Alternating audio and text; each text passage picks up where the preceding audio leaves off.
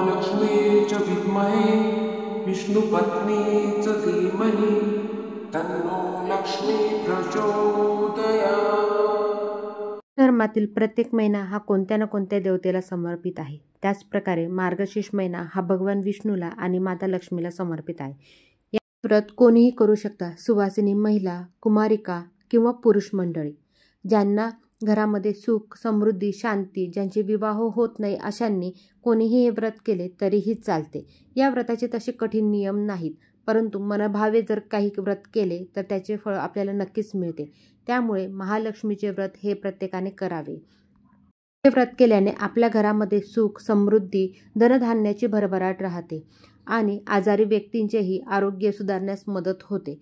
आपण संकल्प करून हे व्रत करावे, त्यामुळे आपल्याला खरंच खूप फायदा होतो।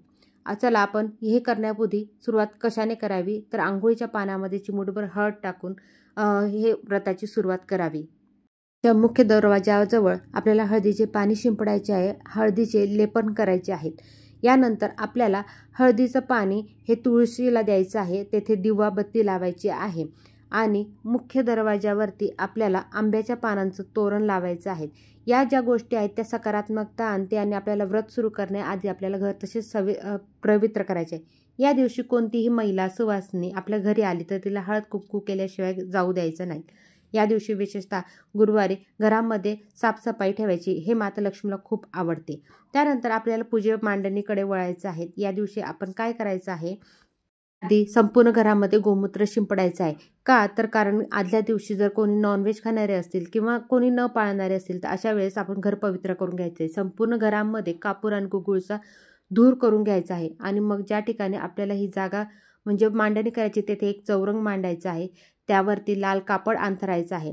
कापड अंथरल्यानंतर त्याच्या आजूबाजूला चौरंगाच्या आजूबाजूला रांगोळी काढायची आहे। नंतर समई लावायची आहे, दिवा लावायचा आहे। दिवा प्रज्वलित करण्याआधी दिव्याची हळद कुंकू लावून पूजा करायची, अक्षता ठेवायच्या आणि मगच दिवा प्रज्वलित करायचा आहे। त्यांना दिव्याखाली आपल्याला आधी थोडेसे तांदूळ ठेवायचे आहे आणि मगच दिवा प्रज्वलित करायचा आहे। आजूबाजूच्या समया सुद्धा प्रज्वलित करून घ्यायच्या आहेत। त्यानंतर एका तामणामध्ये मध्ये एक चमचा घेऊन हातामध्ये घ्यायचे, ओम केशवाय नमः, ओम माधवाय नमः, ओम नारायणाय नमः असं म्हणून पाणी प्यायचं आहे आणि नंतर तामणात सोडायचं आहे, ओम गोविंदाय नमः म्हणून। त्यानंतर चौरंगावरती आपल्याला तांदूळ टाकायचे आहेत, त्यात अष्टदल कमल काढायचे आहेत। कळसामध्ये पाणी भरून त्यात हळद कुंड, रुपया, नाणं, अक्षदा आणि दुर्वा टाकायचे आहेत। त्यानंतर त्यावरती 5 पाने आहेत। आंब्याची 5 पाने ठेवू शकतात किंवा 5 झाडांच्या 5 डहाळ्या ठेवू शकतात किंवा 5 झाडांचे 5 पाने ठेवू शकतात। त्यानंतर नारळ ठेवायचा आहे आणि आपल्याला त्या नारळाला मुखवटा लावायचा आहे।